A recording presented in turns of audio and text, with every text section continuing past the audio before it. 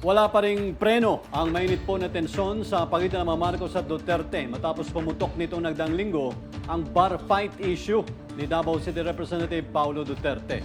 Ayon kasi kay Vice President Sara Duterte, si Paulong Bongbong Marcos ang may pakana nito. Kung bakit, ikukwento sa atin ni Jason Gusiletar.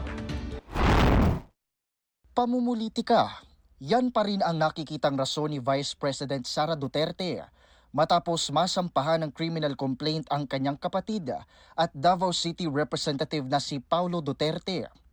Aniya sa kanyang pagharap sa media sa Zamboanga City, isa itong pag-atake laban sa kanilang pamilya na isinagawa ng administrasyon ni Pangulong Bongbong Marcos.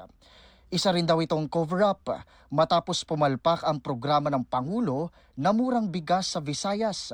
Wala namang ibang ginawa ang administrasyon na ito kundi pamumulitika lang at paninira sa mga kalaban nila sa politika. Nung lumabas naman yung kanilang May 1 na 20 pesos ang kilo ng bigas, at syempre dahil hindi naman totoo yung pangako na yon, pambobola lang naman yon sa mga tao, hindi nila kayang i-sustain, ay tinigil kaagad ng May 2, lumabas naman yung complaint ko kay Congressman Pulong Duterte. So nakikita niyo na basta merong nangyari na kanuluan ng administrasyon, ang ginagawa nila ay sinisira nila ang kanilang kalaban sa politika.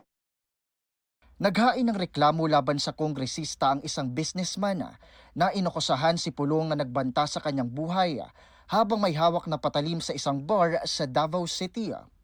Isang CCTV footage na kumakalat ngayon sa social media ang umano'y nagpapatunay sa insidente.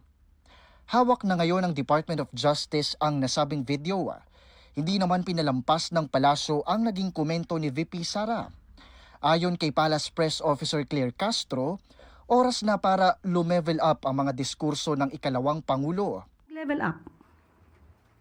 Mas parang bumaba pa.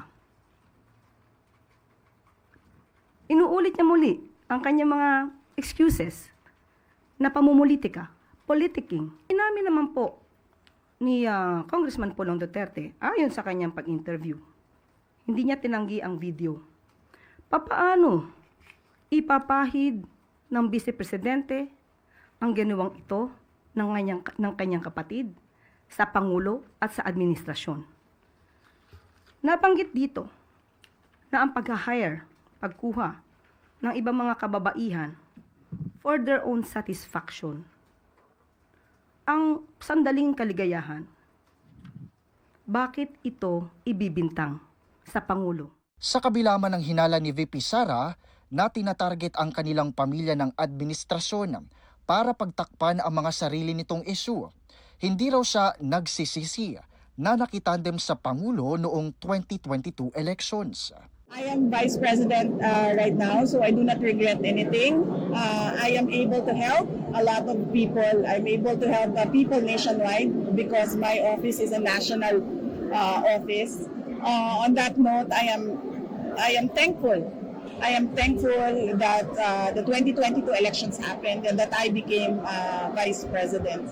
And I think this was really bound to happen. The 2022 elections was bound to happen so that everyone can see what a Marcos can do to a country, and that is just bring us to the road to perdition.